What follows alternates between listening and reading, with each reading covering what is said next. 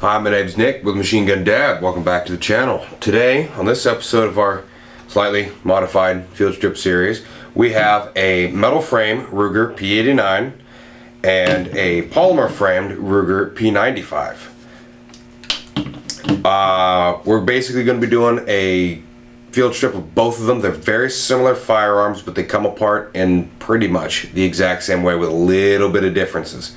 So, go ahead and take both of them apart. We've moved in close. What we're going to begin with is a step-by-step breakdown of both of these firearms to show you how they come apart, the slight differences between them.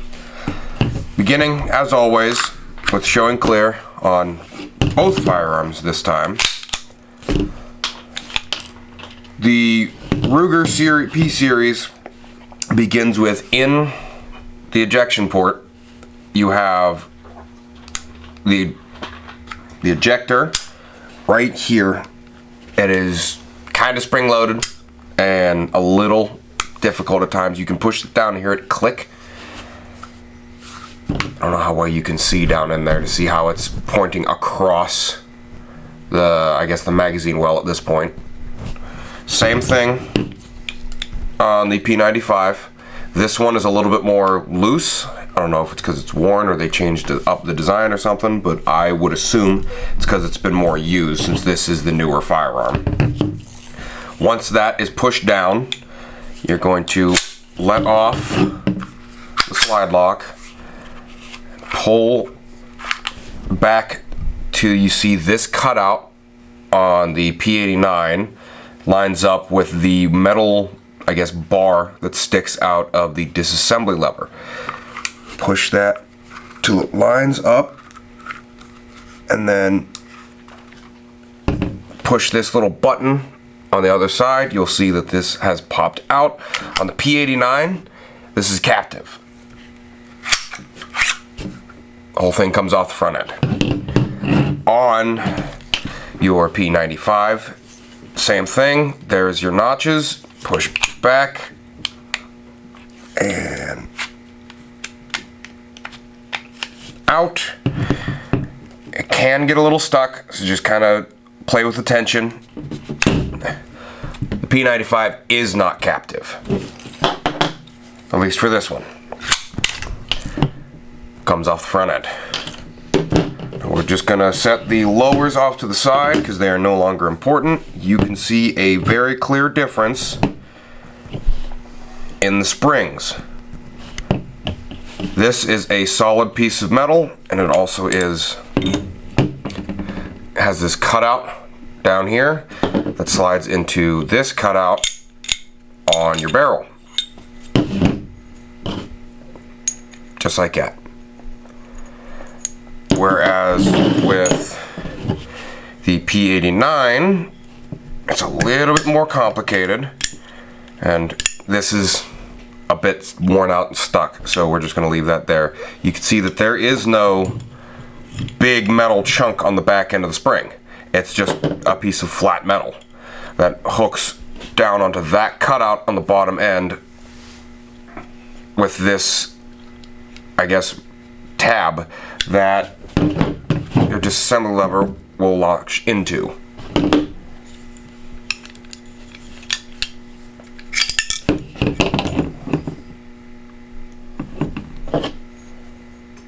Very clear difference.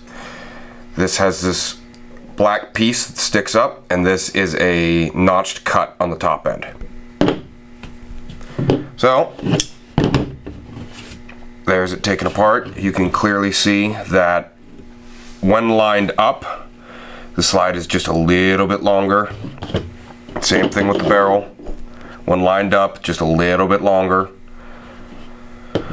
Not enough to be super noticeable other than weight and ergonomics wise, but there are a few differences, and you can even see all the cuts on the slide are pretty much identical the whole way, all down and through. The guides cut out on the sides to line up with the frame, pretty much identical the whole way through. So let's go ahead and put it back together. Getting into reassembly, you'll notice that with the differences on the barrel and the springs, the P95 uses a tilting lock system like a Browning high power. Meanwhile, the Beretta 89, or not Beretta, the Ruger 89 uses a link system like the 1911. Both developed by roughly the same general operating system, but very slight differences. So let's go ahead and put the 95 together first. Take your barrel, slot that in. Your spring will go into the tab in the front. Push it back until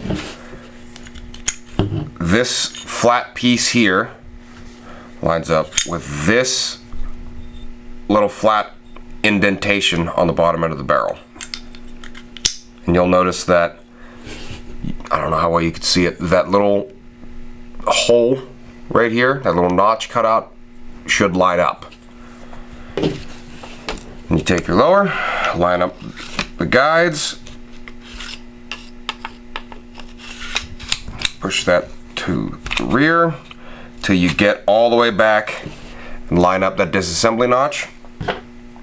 Take the lever, push through. You might have to play with it a little bit to get it locked in all the way. Then it clicks. That little tab slots in and helps it hold it captive. Now, while it will run, you have to remember that your ejector is still down. So you can either take your finger, if it's loose enough, take your finger and just go in and manipulate that, push it back up. Or if it's stiff, you might have to get something like a cleaning rod or a pen or something to just stick up the magazine well to push that ejector back up. This one is a little bit on the lighter side. So, as an example of a little bit on the heavier side, let's go to the P89. Same thing. Take your barrel, put it into the gun, make sure it's all the way to the rear, and because this is just a flat piece of metal, there's nothing to line up like the P95. You're just going to push back, make sure it is all the way down, and kind of, you can see how it's lined up on the very bottom of that link system. Making sure that your link is up and in the correct position, because this rod is to go in that hole. Line it up, push it back to, once again, your disassembly position. It's a little stiff, so just push through, play with the tension a little bit until you can get that lever to lock back in. Now once again, while it will function, you do have to push that back up. This one is really stiff, so if you want to get in there and force it, you can, or you can go from underneath the guide rod or a cleaning rod, get underneath that little hook, and it wants to go. It is a little stiff. Get up under there and just push. Hear it click. Push it back, make sure it is in this position, because if it is still forward, nothing's gonna work. And there's two fully field stripped and reassembled Rugers. Let's move back out. As you just saw, they come apart in pretty much identical fashion. Everything is just about the same, except for the fact of, obviously, on the P89, it is a captive pin. On the P95, it is a non-captive pin. So if you try and sit there and force this one, you're gonna end up damaging something. If you have to force something to get it to work, you're doing something wrong. So there is pretty much no parts interchangeability between the two of them. despite the fact that they come apart darn near identical. The operating systems are close, but not the same. Your tilting lock and link will not go together. The barrel, the springs, the spring length, just about everything about the operating system of the firearm. You might be able to find some springs or pins in the magazine, maybe the trigger group or something that might interchange, but it's such a small part, you might as well just get some parts for this if something in this breaks. The sights are darn near identical. The hammers, like, if you look side to side, the hammer looks exactly the same. Like, they look very, very close until you take them apart, you get under the hood, and you realize they don't operate the same. So there is various pluses and minuses for both operating systems. The guns function incredibly well. The difference between them comes down to personal preference. As you just saw, identical disassembly. Just go ahead and buy whichever one you wish. I would suggest the metal frame one, but you can't go wrong with plastic, at least nowadays, because the polymer designs are a little more sturdy than when we first started going to polymer. They'll work, they'll function, they're cheap, they're reliable. They might be a little bit uncomfortable, but that comes down to personal preference. I'd like to thank you for coming to the channel. Hope you would like, comment, subscribe, follow us on Rumble. Have a good one.